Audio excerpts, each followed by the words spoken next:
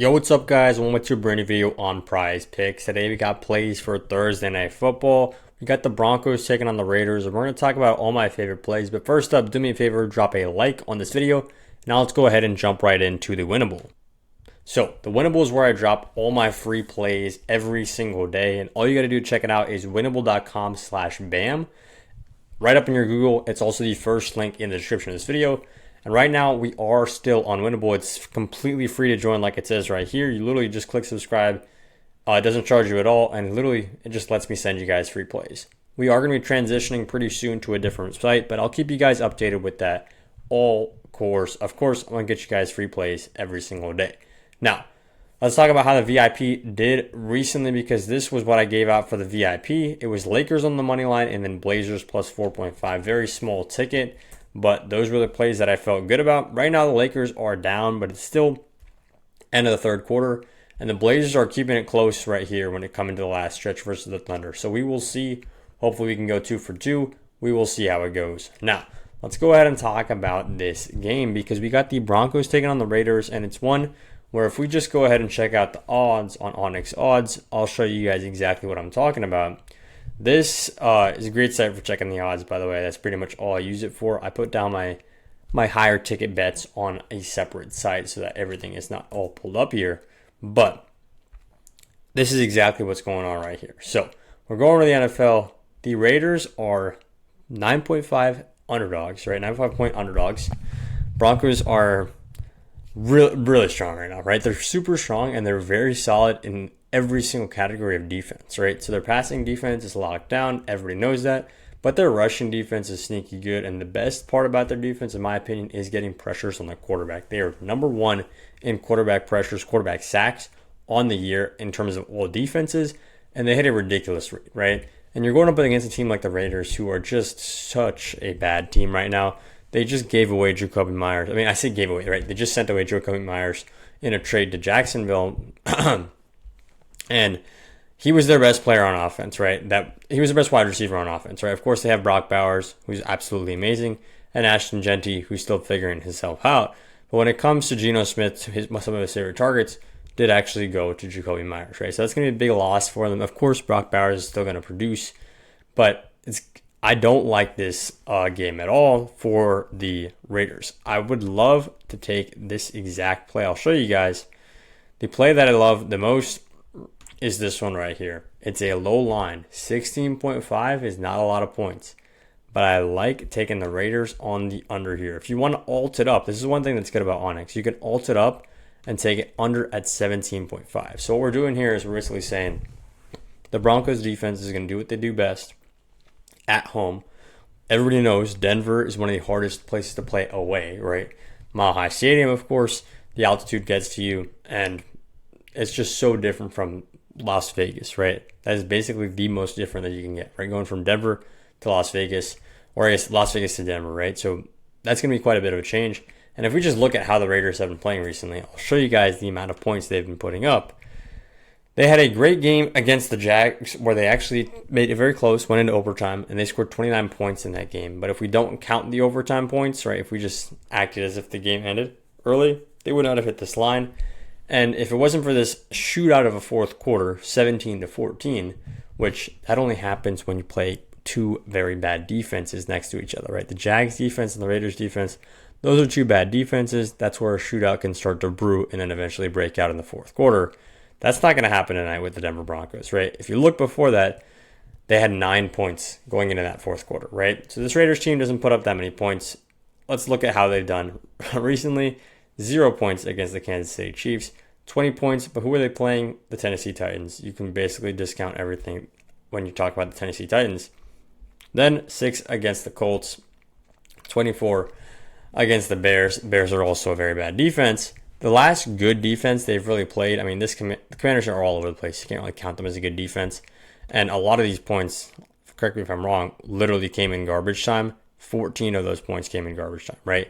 So it's like this is exactly what I'm talking about, right? These are the touchdowns they were getting. Trey Tucker got 2 touchdowns towards the very end of the game, right? So that's the kind of thing. You look at the stats, you just look at the box scores, you might think the Raiders had a good offensive game.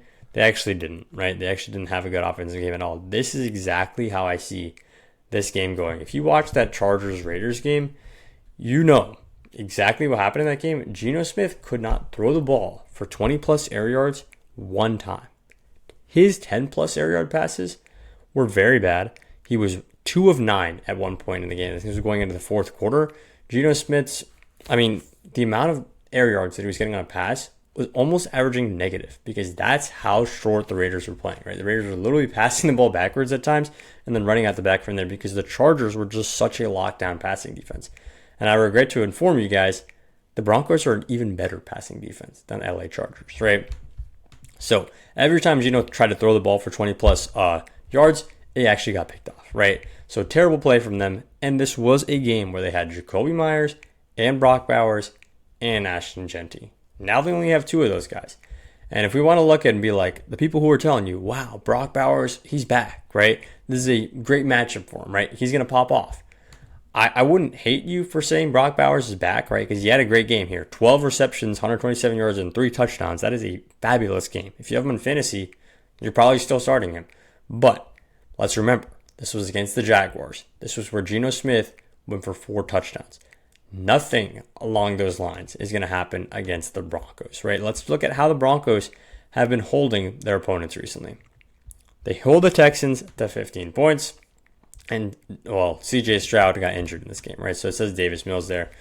Neither of them have good passing games, right? Neither of them have great passing games. Then, miracle game against the Giants. This was one of the craziest games that we've seen all season, where Denver Broncos don't score at all, and then they scored 33 in the fourth quarter. We can't really talk about that one seriously. But let's look at the other games they've had. 11 points against the Jets. 17 points they held the Eagles to. They held the Bengals to 3 points. This was when Jake Browning was playing bad. But Jake Browning got benched. And we all know Geno Smith should have been benched a long time ago, right? This is exactly the kind of matchup that you love, right? Justin Herbert was able to put up 300 yards, and they snuck over the line and got 23 points. That's the kind of performance it takes to get to over your line in team total against the Denver Broncos. You got to put up 300 yards. You got to have your rookie running back go for nearly 20 carries and 70 yards. And then you got to have a random guy like Quentin Johnson pop off for 90 yards. That's what you got to do in order to beat this line, right? It just doesn't happen very often. You could be the Colts as well, the number 1 offense in the NFL. But if you just look at what are the teams the Broncos usually face that are very similar to this Raiders team? This Titans team is very similar to the Raiders. This Bengals team with Jake Browning is very similar to the Raiders. This Jets team with Justin Fields is very similar to the Raiders. This Eagles team is not similar to the Raiders, but in terms of their passing offense, at times it feels just as bad, right? And then the Cowboys and the Giants, of course, we know they were on fire these last couple of weeks. The Cowboys have a very good passing offense. The Texans are a very defensive-heavy team, right? So they're not exactly similar to the Raiders, but this is exactly what I'm talking about. The Raiders are a terrible football team right now, and because they sent away Jacoby Myers, they're basically saying, yeah, we're not trying to win this season either, right? We got a couple rookies, and Brock Bowers not a rookie, right? Second year. And Ashton Genty's obviously a rookie. We got a couple guys that are looking really good in our future, right? Jacoby Myers is an older guy. We're going to send him away, right? Geno Smith, still our quarterback for God knows whatever reason, right? But they're going to get a quarterback soon that's not Geno. This Raiders team is just not going to match up against the Broncos, right? So this is my favorite play on the sports books. Raiders under at 17.5. That is my lock of the day, lock of the night. I'm going to come on tomorrow and recap that. But like I said, guys, chill out. We're not done yet. I want to tell you how you can claim some free money. If you guys sign up on Better or on Dabble with code FFBAM, these are the only 5 letters you need, you will get a free $25 on Dabble, and on Better, you're getting a free 10 and then up to 200 bonus cash on your first deposit. So they're giving you 10 for free, and then when you eventually go ahead and deposit, they're giving you a great offer. On top of that, you can get up to $200 bonus cash, right? So if you're in any of these purple colored states, you are eligible to hop on Dabble. And if you're in any one of these purple states, you are eligible to hop on Better. And they've got a ton of free squares. Like I said, Dabble only gives you the free 25. There's no free discount square, but $25 is pretty nice if you ask me.